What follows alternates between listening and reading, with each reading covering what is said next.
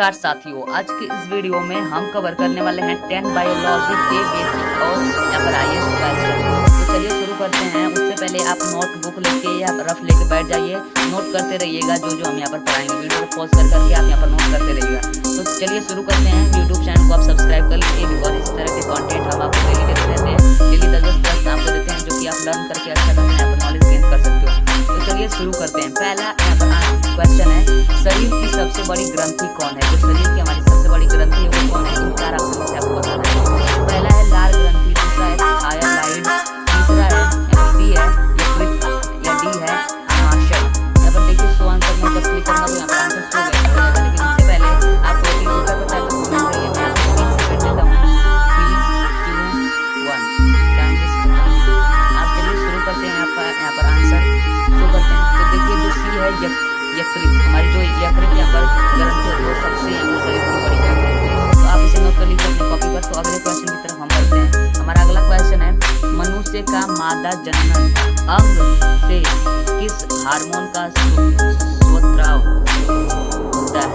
Option क्या है? 4 estrogen, B progesterone, option C relaxation, option D सभी कथन सफेद है, यानी कि सही। तीसरा ऑप्शन, तीनों ऑप्शन सही है, तीसरा चौथा का ये मतलब है। तो उत्तर पता है तो आप कमेंट कर सकते हैं, नहीं पता है तो नोट कर सकते हैं। एंड मैं जल्दी पढ़ रहा हूँ, उसके लिए मैं सॉरी बोलता हूँ, मुझसे मिस्टेक हो जा रही है उसके लिए। एंड आप यहाँ पर अपना नोट कर सकते हैं। चलिए हम इसका आंसर को करते हैं।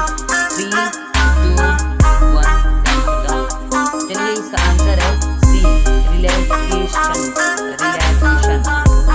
तीसरे क्वेश्चन पर बढ़ते हैं। गतियों का नियंत्रण किसके द्वारा होता है? ऑप्शन यहाँ पर 4 दिया हुआ है, सेरिब्रम, बी थायराइड, सी सेरिबेलम, ऑप्शन डी इनमें से कोई नहीं। तो आपका देखिए उत्तर क्वेश्चन पूछा है, मनुष्य के ऐच्छिक गतियों का नियंत्रण किसके द्वारा होता है? तो आपको उत्तर पता है तो कमेंट कर सकते हो, नहीं पता है यहाँ पर तो आप यहाँ पर नोटबुक पर लिख सकते हो। लिखने के बाद यहाँ पर मैं जो आंसर बताऊंगा वो भी लिख सकते हो। तो 3, 2, 1 टाइम खत्म हो चुका है। एंड देखिए जो सेरिब्रम होता है वो मनुष्य के ऐच्छिक गतियों का नियंत्रण उसी के द्वारा यहाँ पर होता है। तो हम चौथे क्वेश्चन की तरफ बढ़ चुके हैं। चौथा क्वेश्चन है, शरीर का तापमान कहाँ से नियंत्रित होता है? जो शरीर का हमारे तापमान होता है वो कहाँ से नियंत्रित होता है? तो हमारे 4 ऑप्शन दिया हुआ है, थाइलैंड कार्ड, बी सेरेब्रम, सी हाइपोपैथी,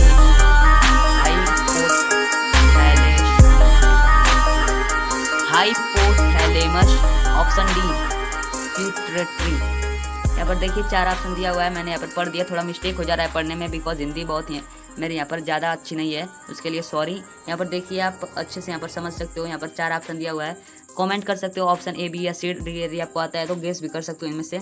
नहीं पता है तो नोटबुक पर नोट कर लीजिए। हम आंसर को शो करने जा रहे हैं। 3, 2, 1 यहाँ पर देखिए हमारा जो ऑप्शन सी है हाइपोथैलेमस, वही हमारा शरीर का तापमान के नियंत्रित होता है। तापमान उसी के यहाँ पर नियंत्रित होता है।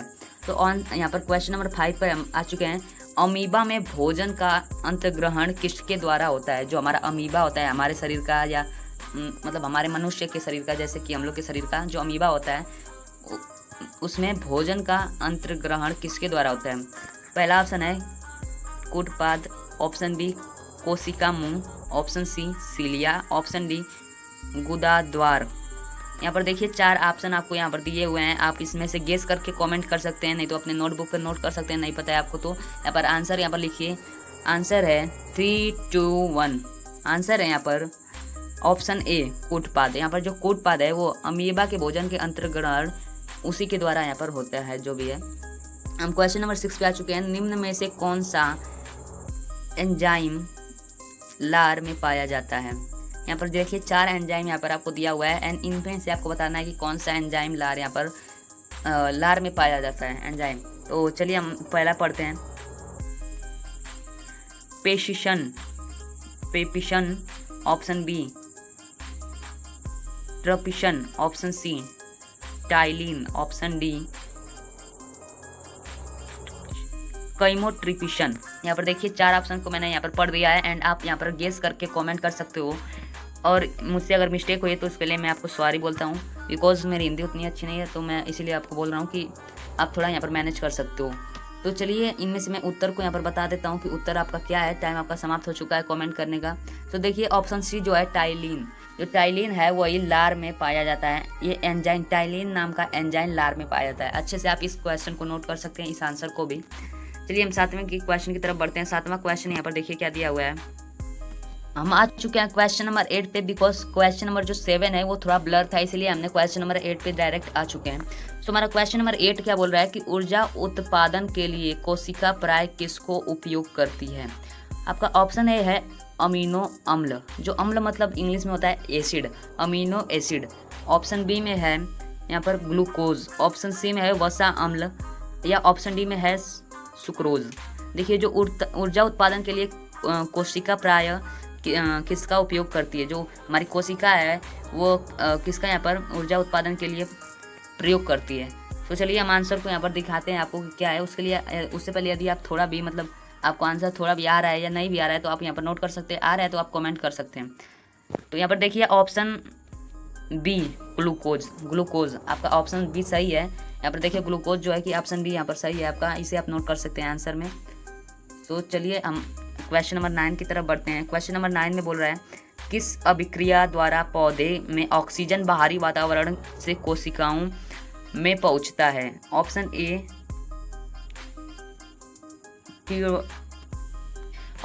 है किण्वन, ऑप्शन बी है विसरण, ऑप्शन सी है दहन, ऑप्शन डी है प्रकाश संश्लेषण। प्रकाश संश्लेषण मतलब यहाँ पर होता है। तो यदि आपको इन चारों में से कोई भी सा भी आंसर पता है तो आप कमेंट कर सकते हैं। यहाँ पर 3 2 1 आपका 3 सेकंड का टाइम है। एंड नहीं पता है तो आप अपने नोटबुक पर नोट कर सकते हैं एंड हम आपको आंसर बता रहे हैं उसे आप लिख सकते हैं या इसका स्क्रीनशॉट ले सकते हैं। तो हम इसका आंसर बता रहे हैं आपको, इसका आंसर होगा ऑप्शन बी विसरण। तो चलिए हम 10वें क्वेश्चन की तरफ बढ़ रहे हैं। 10वां क्वेश्चन है, देखिए यहाँ पर दिया है श्वसन की अभिक्रिया में खाद्य पदार्थों की परिणति क्या होती है। ऑप्शन ए में है विघटन, ऑप्शन बी में है दहन, ऑप्शन सी में है परिवर्तन, या ऑप्शन डी में है संश्लेषण। यानी कि इनमें से यदि आपको तो पता है तो कमेंट कर सकते हैं, नहीं पता है तो नोटबुक पे यहाँ पर लिख सकते हो। चलिए हम यहाँ पर आपका टाइमर बता देते हैं 3 2 1। वीडियो को पॉज करके आप यहाँ पर कमेंट कर सकते हो, नहीं पता है तो नोटबुक पे लिख सकते हो। इसका आंसर होगा गाइस, इसका आंसर होगा, सो आंसर पे क्लिक करते हैं। ऑप्शन ए विघटन, यहाँ पर ऑप्शन ए आपका विघटन जो कि आंसर है इसका, इस क्वेश्चन का। तो चलिए आशा करते हैं कि यह वीडियो आपको अच्छी लगी होगी। अच्छी लगी तो लाइक शेयर सब्सक्राइब कीजिए। मिलते हैं किसी नए वीडियो के साथ, किसी नए क्वेश्चन के साथ। तब तक के लिए जय हिंद, वंदे मातरम। पढ़ते रहिए और समझते रहिए।